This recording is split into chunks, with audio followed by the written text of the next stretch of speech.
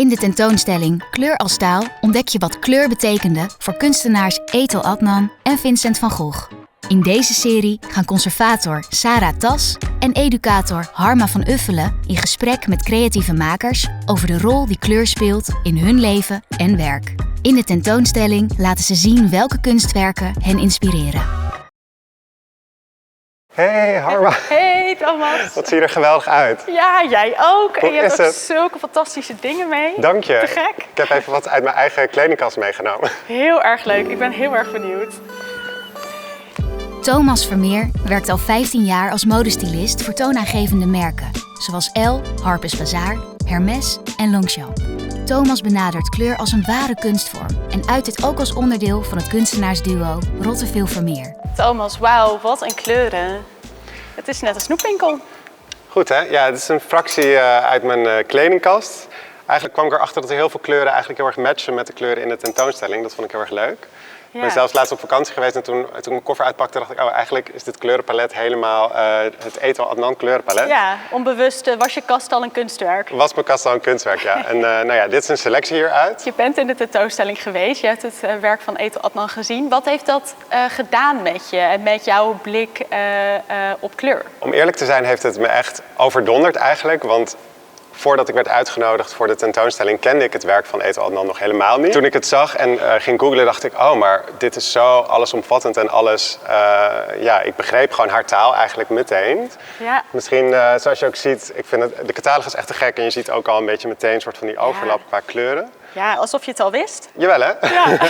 Maar ja, wat ik zo goed aan de kleuren van Ethel Adnan vind, is dat ze eigenlijk ja, heel kleurrijk zijn, maar ook heel warm. En best wel heel specifiek. Het is nooit zomaar een rood of zomaar een blauw. Het is dan altijd of verschoten rood of een soort van heel ijlblauw of zo. Ja. Dus dat vind ik heel interessant eraan. Wat betekent kleur dan voor jou? Ja, ik krijg er zelf heel veel energie van en ik sla gewoon aan op bepaalde kleuren. Wat zit er achter wat je nu aan hebt? Wat is daar de boodschap? Nou, eigenlijk is dit gewoon heel standaard 1-op-1 kleurenleer. Dus complementaire kleuren. Blauw en oranje is complementair aan elkaar. Dus dat werkt eigenlijk altijd. Daar had Van Gogh ook heel veel mee. Zeker dat blauw-oranje. Dat zie je ontzettend vaak in zijn werken. Maar voor jou is dat dus ook wel echt een ding, die complementaire kleuren. Ja, kleuren die reageren op een bepaalde manier op elkaar. En deze twee kleuren halen gewoon het beste in elkaar naar boven. Want ik heb ook wel het idee dat ik wel ja, spreek in kleuren. Na het zien van de tentoonstelling bleef het zo erg in mijn hoofd zitten. En was ik zelfs bezig met voorbereiden voor shoots. En dat ik dan zo'n stapeltje kleding op de balie had liggen in een winkel bijvoorbeeld. En dat ik dacht van, oh, het lijkt wel zo'n Ethel Adnan bergje, weet je wel. Ja, oh, mooi. Het werk van Ethel Adnan is vrij abstract. Dus je kan er eigenlijk ook nog heel veel kanten mee op.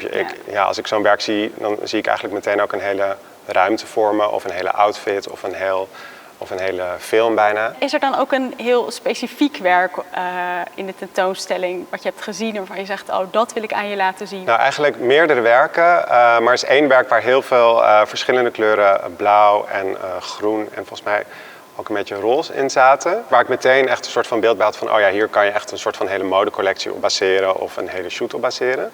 Dus dat wil ik je wel even laten zien in de tentoonstelling. Oké, laten we Zullen we gaan? Ja.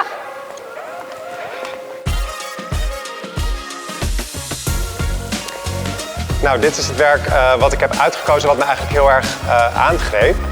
Misschien voor mij niet eens de meest voor de hand liggende keuze, want het is niet het meest energieke qua kleur wat Ethel heeft gedaan. Het is het grootste werk van de tentoonstelling en heel centraal. Als ik naar deze kleuren kijk, dan zie ik eigenlijk meteen een hele modecollectie vormen. Of het zou ook een uitgangspunt kunnen zijn voor het maken van een shoot. Dit is natuurlijk best wel een dominant gedeelte, meer dat grijze.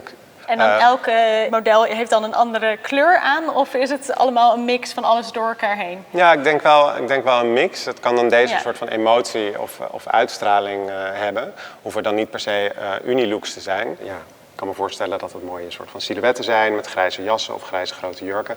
En dat je dit onderste kleurgedeelte misschien weer eerder zou kunnen gebruiken voor inspiratie voor de accessoires. Dus bijvoorbeeld een meloenkleurige tas of een appelgroene pump eronder.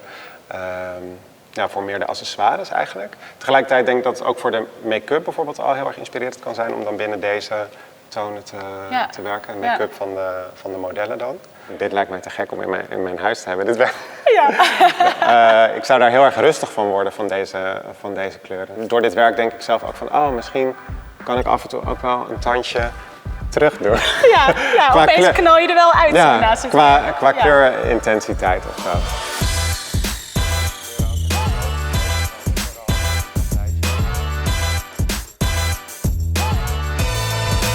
Valt bijna weg. Het is een camouflage moment. Dit werk werd je ook heel erg door aangetrokken. Hè? Kun je vertellen waarom? Ja, ik denk eigenlijk door... Ja, er zit heel veel fantasie in door het kleurgebruik. En de vrijheid die Ethel Adnan heeft genomen om voor bepaalde kleuren te kiezen. Zoals je ziet zijn de boomstammen bijvoorbeeld vrij rood. Er zitten ook wel wat briekachtige en wat roze tinten doorheen. Ja. Waarom zou je ook per se een boom dan bruin afbeelden? Ja, rood is veel leuker. Rood is eigenlijk veel leuker. Dus er zit heel veel fantasie in het werk. Het is eigenlijk wel een soort van landschap waar ik zou willen zijn. Ook dit middelste gedeelte is dan weer heel kleurrijk. Als je inzoomt op het werk zie je hier bijvoorbeeld die oranje-roze combinatie is nu bijvoorbeeld een combinatie die heel erg in de mode is. Ja. Dus dat vind ik ook te gek dat zij dat gewoon al 30 jaar geleden heeft geschilderd en dat je toch zulke soort modetrends hier ook weer in kan terugvinden. Wat is het gevoel dat je hierbij krijgt, bij dit werk? Ja, het gevoel van vrijheid en dat er dus heel veel mag. Ik denk, ja, voor mij is het heel belangrijk om het te uiten in kleur, omdat ik daarin een soort van plek wil claimen in de wereld, in de maatschappij. Ja. Ja, voor mij is dat belangrijk, omdat ik ook ben opgegroeid in een soort van wereld waar je dan al snel te gek was of te veel opvalt. En veel mensen willen natuurlijk niet eigenlijk opvallen met hun kleding, die verdwijnen liever in de massa. Ja. Maar ja, voor mij is dat dat wil ik gewoon niet. Heb je dat gevoel van, ik doe het gewoon, maakt me niet uit wat de rest ervan denkt. Heb je dat altijd gehad of is dat over de jaren gegroeid?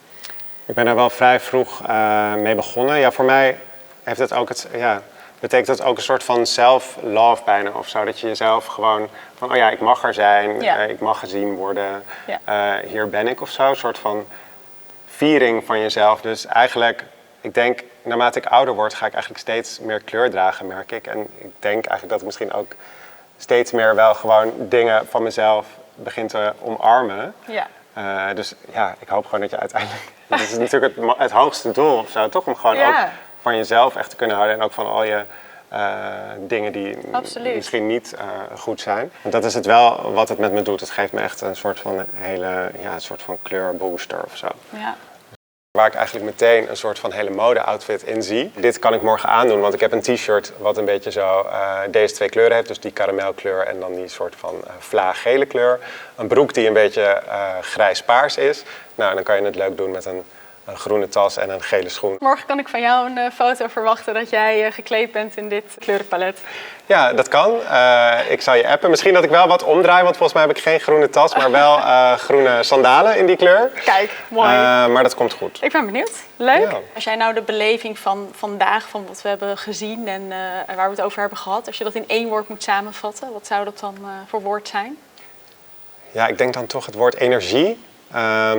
Ik krijg namelijk heel veel energie van deze tentoonstelling, van deze hele beleving van kleur. Alle kleuren spatten gewoon van de wanden af en stralen een bepaalde energie uit. Ik vind energie een heel mooi woord. Het is iets wat ik eigenlijk heel belangrijk vind en meeneem ook in veel wat ik doe. Van is het energiek? Ja. En ik denk dat we allemaal een gezonde dosis energie kunnen gebruiken. Dus. Zeker, ja. Ontzettend mooi. Dankjewel, Thomas. Graag gedaan. Bedankt voor de uitnodiging.